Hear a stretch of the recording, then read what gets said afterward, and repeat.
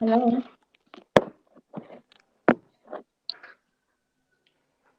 Hello, happy Sabbath. I hope you're all doing well, and I trust you're having a beautiful Sabbath. And I welcome you to the first episode of our series, which is entitled A Story of Unfulfilled Dreams. I'm sure we all have had dreams ever since we were children. Even now, we continue dreaming. I dreamt today. I don't even know what I dreamed about. But well, yeah, we all have dreams. We all have endeavors and aspirations. But unfortunately, life does not always hand us the card that we think we deserve. At times, the things that we think we deserve, we're supposed to get, be it socially, financially, emotionally, do not always work that way. And peradventure, you're thinking, you're the one who started with this, like it's the thing of our generation, where maybe because of the Zoom economy or because of things around us, you realize that it's something that has been happening even way back in time. So I want us to look as we start and we introduce the series. We're going to be interviewing different people, different experiences that make us realize at the end of the day that the things that we go through in life are not, it's not just us, but as we go through them, what are the lessons that we are supposed to be learning in this process? You know? So I want us to start off by opening the 34th chapter of Deuteronomy. Deuteronomy 34 from verse 1 up to verse 5. I'm going to read in your hearing. It says, And Moses went up from the plains of Moab unto the mountain of Nebo to the top of Pisgah, that is over against Jericho, and the Lord shewed him all the land of Gilead unto Dan, and all Naphtali, and the land of Ephraim, and Manasseh, and all the land of Judah, unto the utmost sea, and the south and the plain of the valley of Jericho, the city of palm trees, unto Zoar. And the Lord said unto him, This is the land which I swear unto Abraham and Isaac, and unto Jacob, saying, I will give it unto thy seed.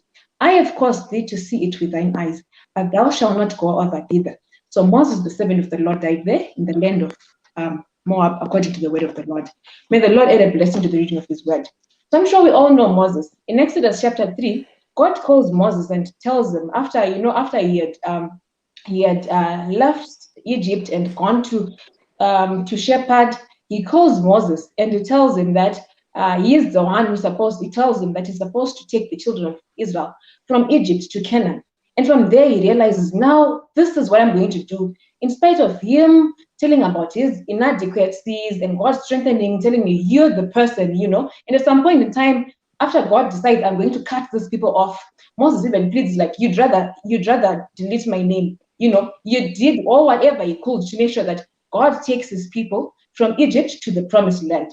And that to him was like, this is my mission. This is what God has called me to do. And here in Deuteronomy 34, God then calls him and says, Moses, come see. This is all the land of Naphtali, all the land of Jericho, all this. This is the land which I promised you, the descendants of Abraham. But unfortunately, you're not going to enter it. And I'm sure it was a bitter pill. To him, he had longed to get to the promised land. He even denied being the son of Pharaoh's daughter. He denied royalty. And in his mind, he's like, I'm going to make it to the promised land that flows with milk and honey. But God says no. And if I was Moses, I'd be like, this is a dream that has failed to be fulfilled. This is a killed dream. And this is what we're going to be talking about today. So, but the good thing is that in the end, Moses goes to heaven. And if you look in Matthew chapter 17, he's part together with Elijah of the people who come to strengthen Christ when he was heavy and trying to imagine how he was going to go through the travail of redeeming humanity. So today we're going to be looking to be discussing with one of our youths from Mount Pleasant Church, finding out how he has seen life go through, what his experience has been like, and what is going to. And I hope we are all going to learn one or two from him. So welcome, Dennis, to our program today. Thank you, Ashla. How's been your Good Sabbath? afternoon. Oh, my Sabbath has been great. Blessed as always, blessed as usual. As I always, mean, always. Yes, the Sabbath is yeah. I always mean, blessed. we are always reminded, about this beautiful day because we understand it's not just a day where we rest, but we also get to fellowship together. I know things have since changed, the way we used to congregate and back in the days, but the value of the Sabbath remains. As an Adventist, as you approach, the Friday sunset, there's this You can't feeling that wait. comes. You can't wait. It's something that you just can't wait for. And here it is, the Sabbath. I mean, with its true meaning, we always, feel the comfort in it and always blessed to True, walk true. with it. Thank you And so thank much. God for that. Thank you. Thank you so much for agreeing to be my first guest on this our show. So, what comes to your mind when I told you about the story of unfulfilled dreams? What's the first thing that came to your mind? Do you think about? I don't know when you. I know when you're children, the the first thing you think about dreams is maybe being a pilot or whatever. What's the first thing that came to your mind thinking about this topic?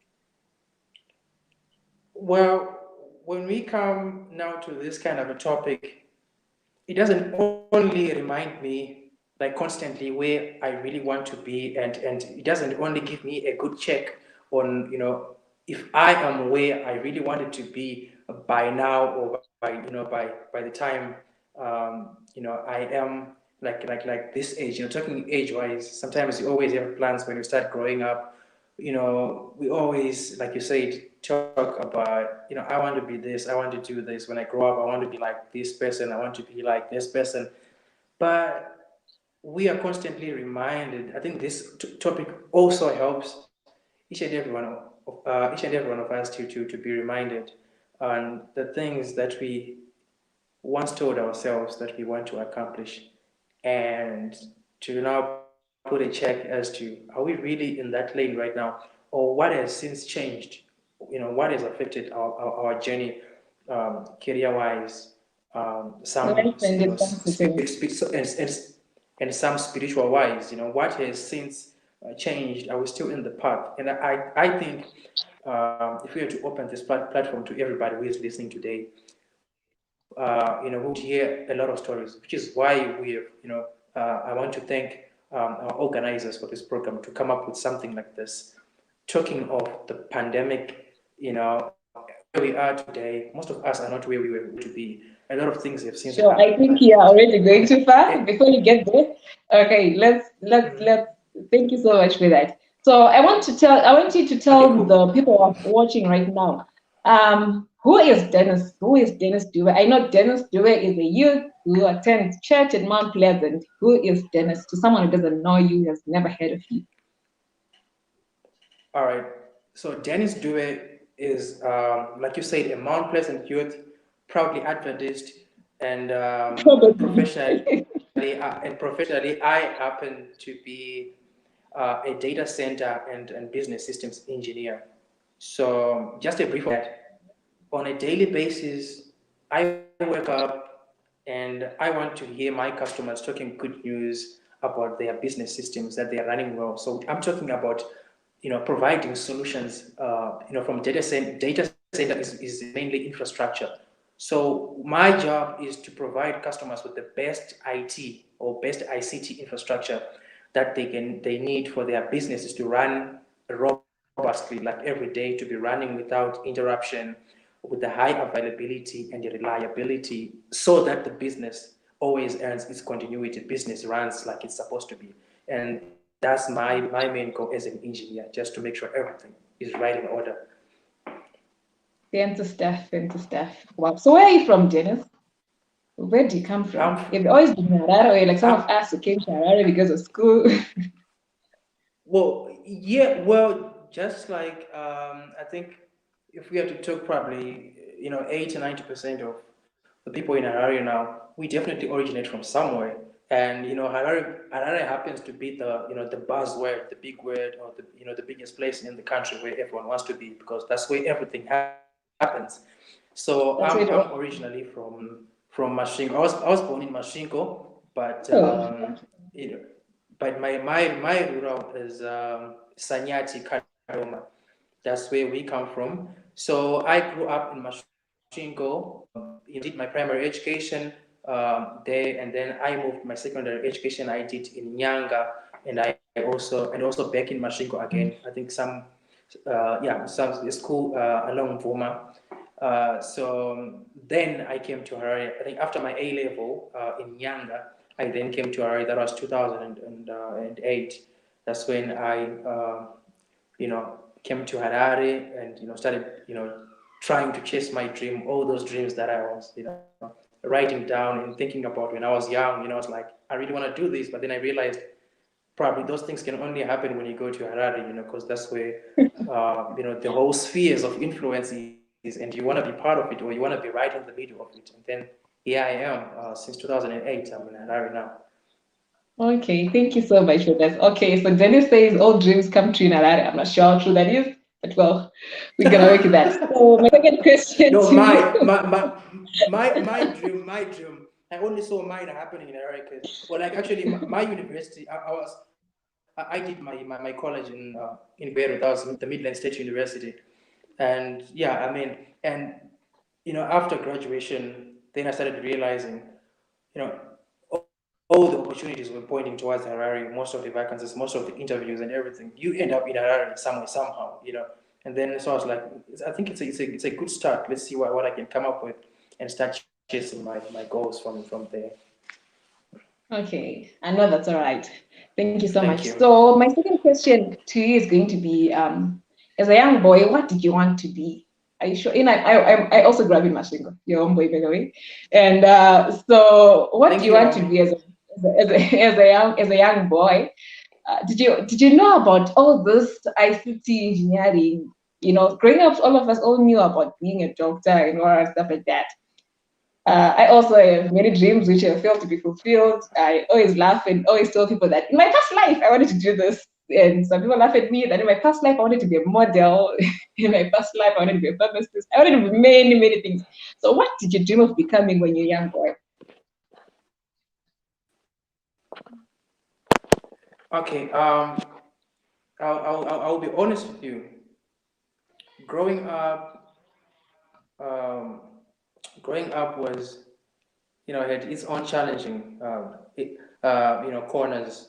Its own challenging tables, and personally, I was somebody who was never really, decided about what I wanted to do.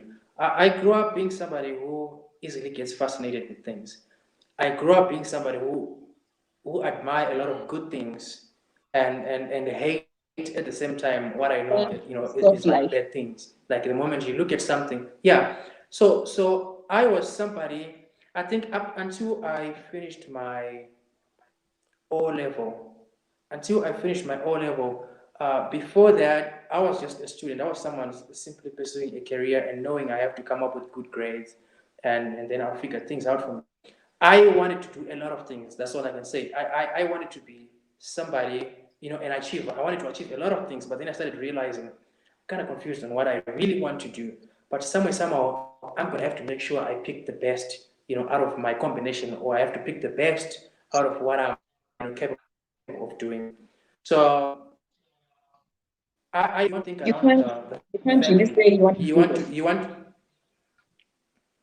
sorry. I'm Come saying you can't really say you again. wanted to be this.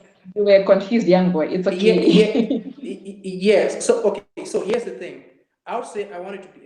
For a good example would be like, I told myself I wanted to be a doctor, and by the time I was about to start the science subjects, that was Form 3. Uh, our school ran short of the teachers because by that time there was a shortage in the science teachers, and most of the teachers were going to the were mainly rushing to these A schools and stuff. So we had actually a good time at the school without science teachers. So the lab was there, but there was no science teachers. Everyone was gone. One science teacher would come in and then would teach anything. So I ended up dropping the science subjects. I had a dream of becoming, a physician. I had a dream, of becoming somebody, maybe a lab technician, or because I knew I was more like an experimental person. I wanted things that always keep me, researching. Always somebody who is into poking new stuff and learning new things and new ideas. So realizing that opportunity was shattered. I had to think again, like, so what else can I do? I got to the point of doing. I'll give it a quick one. I got to the point of even finishing my O level and still not knowing what I was going to do from there, because I had already dropped the science subjects and now I was doing the Someone who commercial knows what they accountancy. want to do in some form. I think it's Yes, some don't, but for me, I'll be honest with you, I didn't know. Only what I knew was I have to capitalize on what I'm doing today to pick the best choice further. And when I went to, I'll tell you this, when I went to A level, I started, from the family influence, some started saying, oh, we might need a lawyer in our family, we might need another lawyer. Some were saying we might need another accountant in the family. I started choosing between those two. So when I went to A level, I started doing accounting. I did accounting. I did it. I started from A level. I never did O level. I started at A level, and guess what? I scored good grades because I thought this is something I was going to do now, so I had to be serious with it. And I went to A level and I did well. But by the time I finished A level, I just realized no, I'm doing accounting because my father, or we have other people in the family who are accountants, but this is not my thing. I don't think I want to be running numbers my whole life. When I finished A level, accounting was the last thing I wanted to do in my life.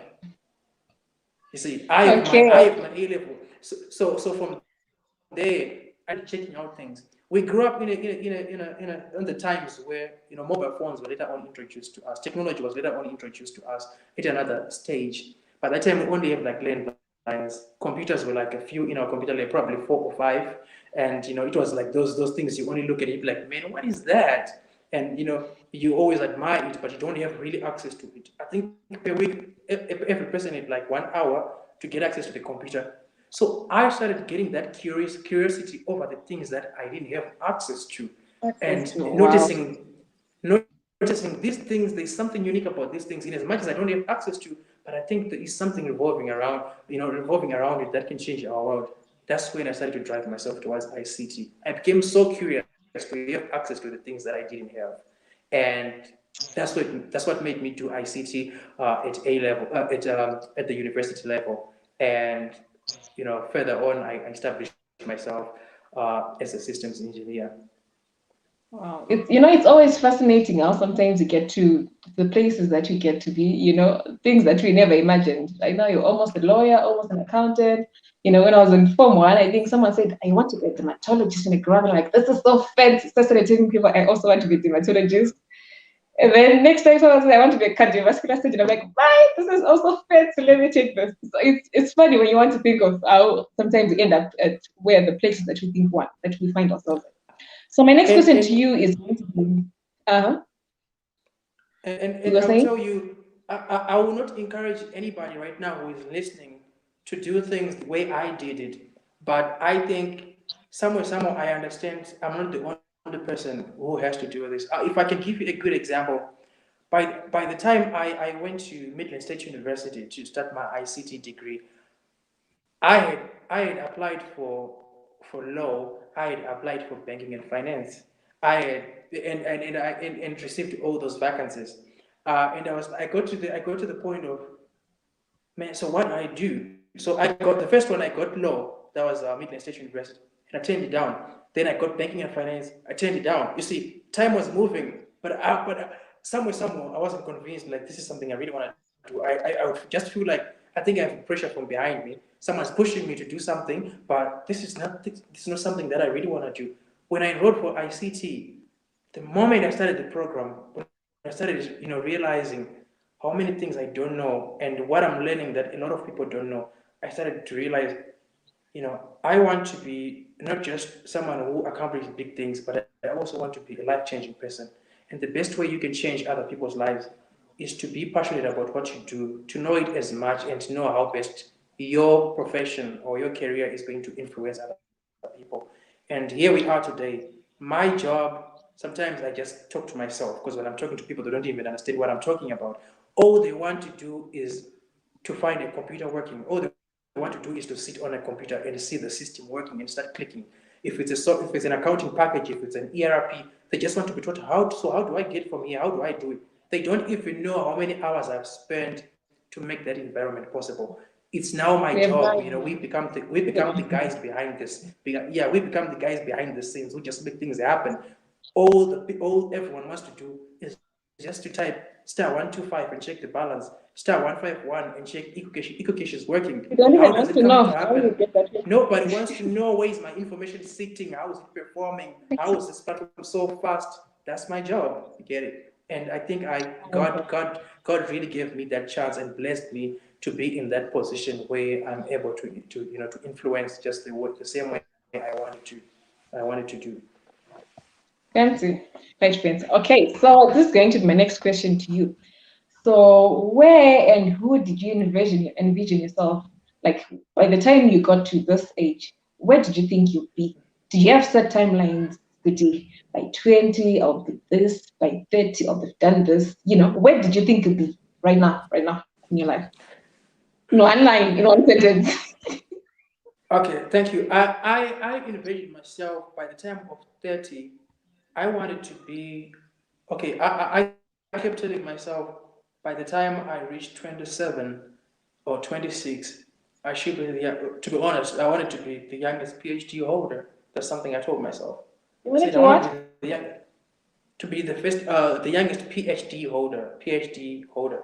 You see, that was the first thing. Secondly, I told Mhm. myself I want to be one of the more. By the time I get to 30, I wanted to be, one of the most influential people under 30, or the youngest people under 35, to be, or the most recommended people in the ICT space. So I say I want to grow influence, and I want to take advantage of every opportunity that I'm going to get, in my business, in my business space, or my learning space, whatever comes first. And a lot of things hasn't happened. A lot of things didn't come the way I planned. A lot of money has been spent, and some things didn't happen. But here I am still. So, Still you standing. know, Makes yeah, sense why today our title says shaken by still standing. I also had things that I thought by now I'll be far, but life as we know it is so uncertain. And one of the things that had made us realize the uncertainty of life is the pandemic, the COVID-19. So this leads me to my yes. next question now. So now as a youth who's now trying to find their feet, who's accepted, I failed to get my PhD by 27. I felt to be very influential and do this. As you're trying to make ends meet, how did the 2020 pandemic impact you as an individual? Like, what plans did you have for the year?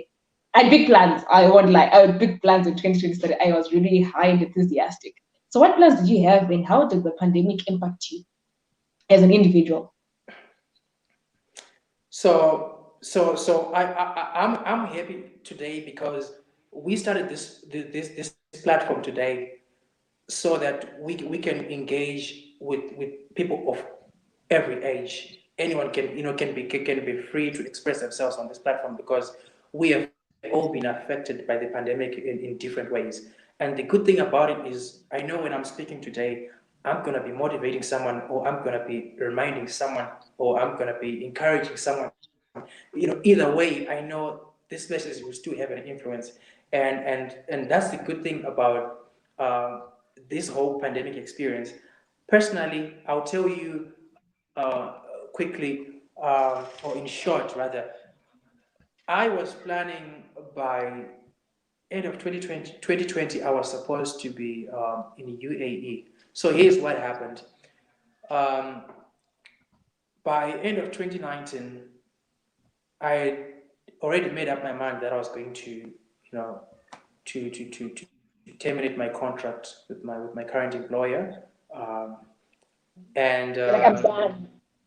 I better like say I'm this. done. Like, yeah, like because 2019 was marking our just 7 years shy of my experience in the ICT business, and looking at my age, I was saying, by the time I get to 30, I shouldn't be probably in the middle management or top management level in my career. So based on my experience and my knowledge, I started doing my applications outside, and I got a good offer. So I was supposed to be in the UAE, starting the second quarter of 2020. That was supposed to be April. So And just so before the first quarter ended, Yes. So I terminated my contract in December 2019. It was a mutual agreement with my boss. And so I wanted the 3 months, to plan my things together, to put my things together, associated with my family and all that. Because the first 3 months, actually, from January, the first 3 months, it was supposed to be induction and get to also to do a number of trainings that I was supposed to do. So moving to the UAE, I was supposed to start on the 1st of April. That was yeah, that was going to be a complete relocation to UAE. And so after quitting my job, January came, February came, everything went well, everything was going on pretty well because we're doing mainly virtual meetings. Most of our interviews, like in the ICT space, we don't we do virtual interviews, over Skype, over all these platforms that are there nowadays. So I did everything perfectly, everything was okay, everything was in order. Came 2020. By the time we go to February, unfortunately, for us, we got to accept the bad news about the COVID. That was around March, and that's when we started our first shutdown. But if you look at the European countries and Asia and the Gulf region, they had already by February they had already accepted. They were under attack. It was a serious case. So I waited, I hoped, and I prayed, and but I could not win because by that time the UAE had already passed its rules about the movement and everything. And unfortunately, I was told that I was not going to join the team in UAE. And they said, yeah, we'll stay hopeful. If anything changes, before the third quarter of the year, then we'll update you. We'll just keep you posted. Well, I prayed. I still pray. I always pray, and then it didn't happen. So, I mean, here I am today. I lost my job not because yes, I know it was, for those who would do economics, they'll tell you about opportunity cost. The Because next yeah, best, yeah, yeah, the next best, forgone. It has to be an alternative that you have to take, you know, or the option that you take over the other. Sometimes you have to wait, and see which one to go with. So that's what I did. I made my mind and I terminated. Actually, my contract, like I was renewing like on 3-year basis. So I was left with one more year, that was 2020, to go on my contract. But I decided to terminate it because I was, ready to take on my next challenge. I wanted it to be, it was already, it was looking all lucrative, and it was going to be the next big, career move for me. And I accepted it, but it didn't turn out to be like that. And here I am today. This is 2021, and I'm still in Zimbabwe. And yeah. so I think this takes me to my next question. So, what has this experience taught you? Like, how did you manage to remain standing besides all those experiences, besides this Right. shaking? So I'll be honest with you. I was really shaken. I started throwing CVs locally again. Just like everybody else. I started throwing CVs around. Started going interviews, unsuccessful. Um, and then that's when the frustration starts to creep in because when you leave your job with all your budgeting, um, you start to lose money, slowly. Like, this is Harare, you know how it is. Expenses, bills catch up with you every day. You have got responsibility, you've got family, you've got siblings, I've always wanted to be that kind of figure, actually, always helping out and things like that. So I say, I started to see the challenge. I started to see the weight coming heavily on me because I had to get a job. I had to look out, after the family. I had to look after, my own expenses and also my own education because you have to continue learning. So all those plans were so devastated. And by that time, I was planning to relocate and probably start my my next degree program, and that all didn't happen in that short space of time. I started to learn that things don't always go the way we expect.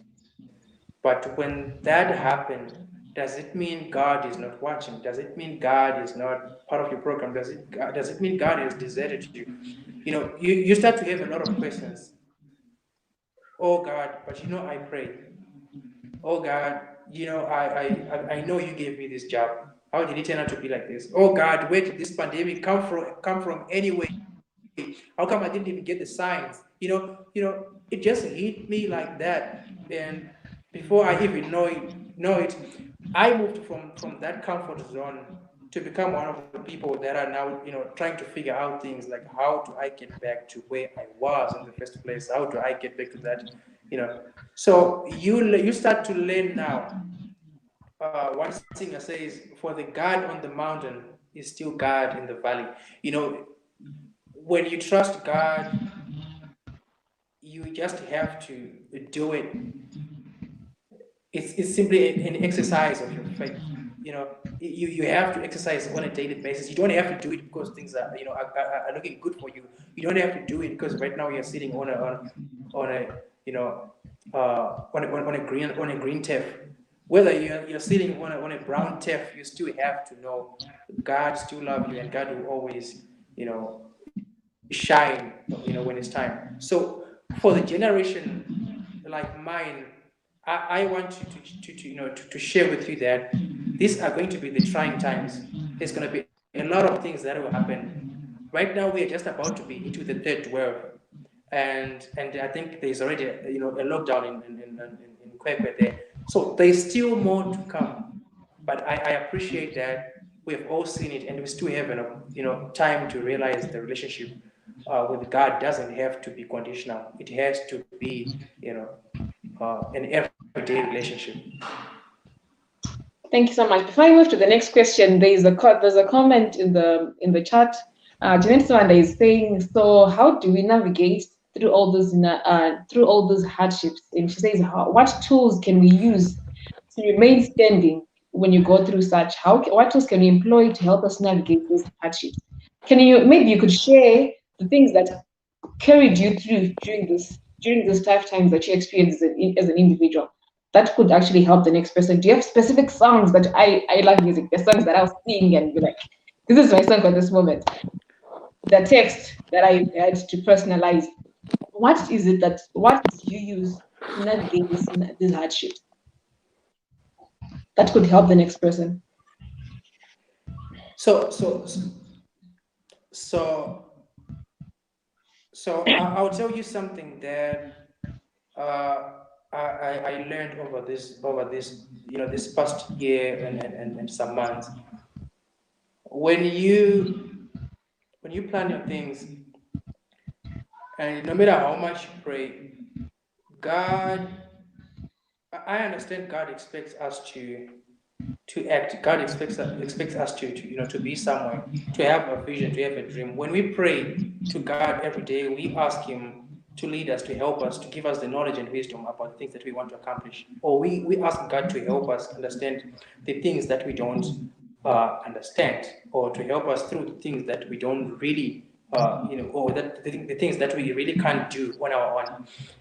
Um, I had plan A, and I never I think I can simply say I had plan B, but the plan B was not bolder. It wasn't bolder than plan A. My plan A was to move outside the country, get more experience. After getting more experience, I come back to Zimbabwe and be an entrepreneur and start doing my own things and share the knowledge, because there's always this in IT. Africa is always lagging behind. There's always an IT gap, a technology gap.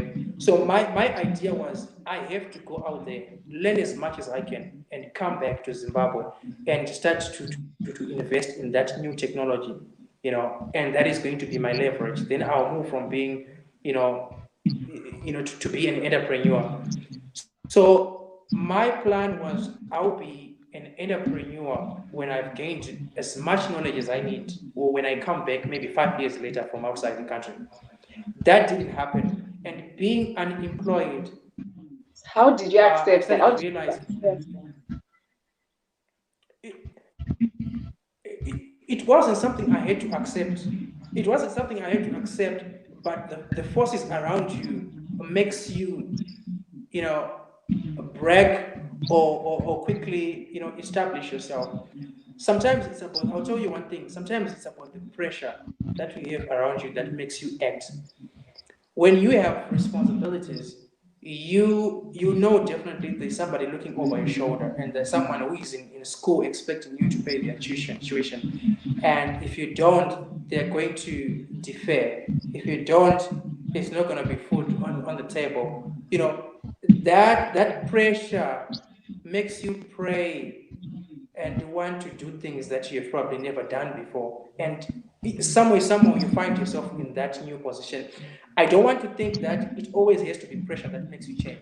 So, what I want to challenge the youth today is you don't have to wait for the worst moment. You don't have to wait, for bad things to happen.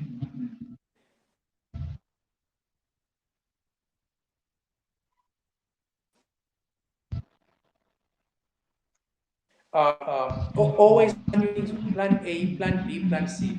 If A doesn't come around, work with plan B. If B doesn't come around, work with plan C. There are a lot of people I've actually recently discovered. There are a lot of people that graduated with me in the ICT space, but right now they own hardwares, like hardwares, equipment hardwares. They don't. They from college they never got a chance to be. They never got a chance to work in any ICT space. They simply started to think like, what can I sell? What can I do so that the family can survive? I have my degree, but it's not going to bring food on the table. I was blessed enough. God opened the doors for me. I got the ICT jobs. I think I went like 3 jobs, after graduation. God opened the doors for me, but God might not that door for you. But it doesn't mean when your degree becomes obsolete, then you are becoming obsolete. No, you don't have to quit because of that. There are a lot of people right now who are millionaires and billionaires, and they're doing something they never learned in school. They simply switched off. They simply applied plan B and plan C, and everything came through. So we have to pray that God continue to bless us with the knowledge and wisdom. And when He does that, believe me, He will just open another door. Where one closes, God simply opens another one, and you won't even regret. You will just start from there and start to go.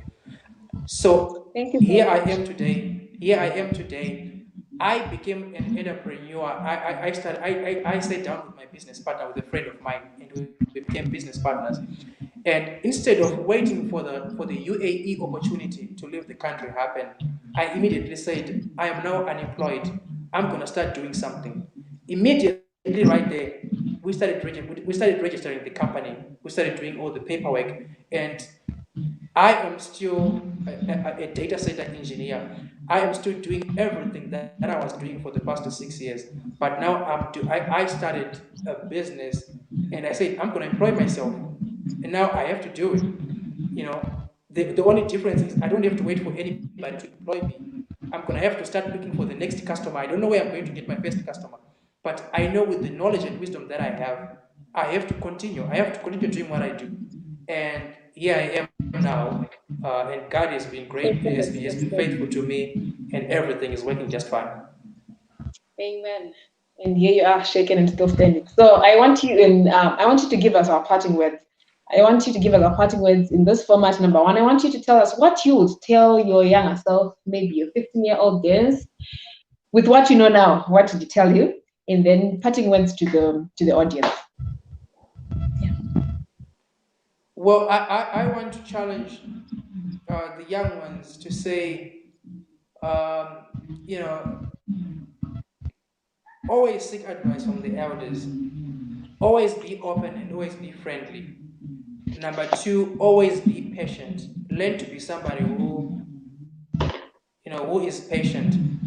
Um, a lot of people right now of my age, they drown into a lot of misery, and they drown into a lot of stress and trauma, because when something doesn't happen within the timeline that we set, we think it's the end of us. Imagine how educated our country is right now, and we only have 6 or 7% of the educated people formally employed. Where is the rest? What is the rest doing? But they're all surviving, and they're doing something. So I want to encourage the young ones. Sometimes you might have a plan, but things might not go that way. And in whatever you're going to be doing, make that plan A, and always make sure you have plan B.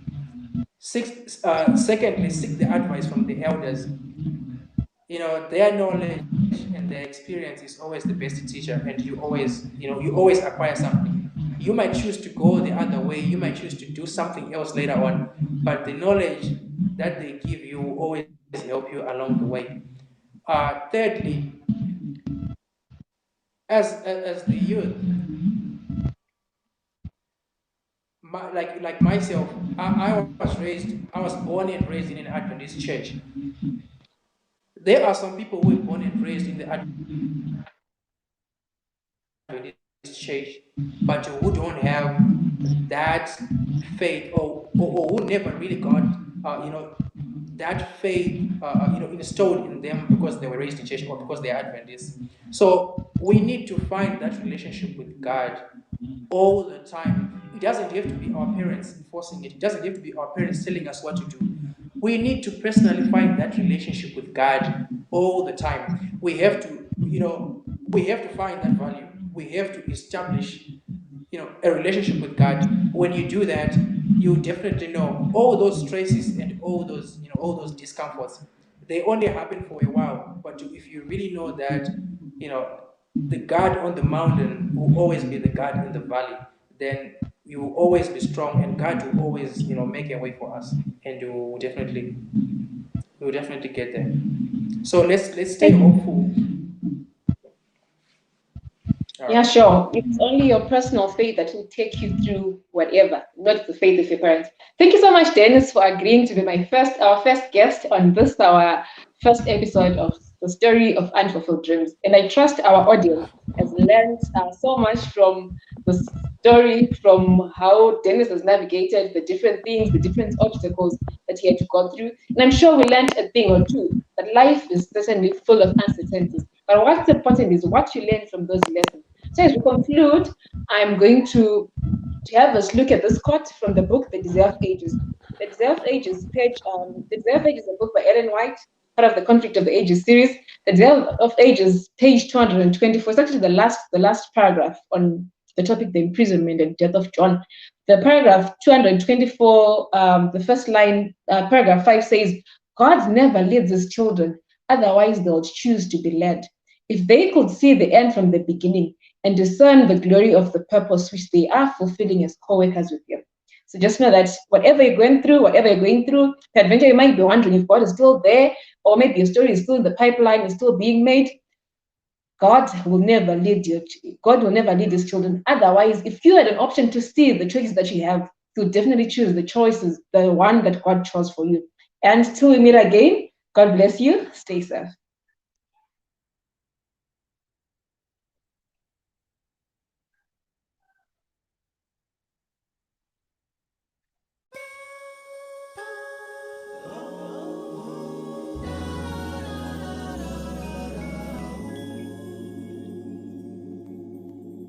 When peace like a river attended my way, when sorrows like sea billows roll, whatever, my Lord, thou hast taught me to say, it is well with my soul. It is well with my soul. It is well. It is well. So my soul. And Lord, haste the day when my faith shall be silent.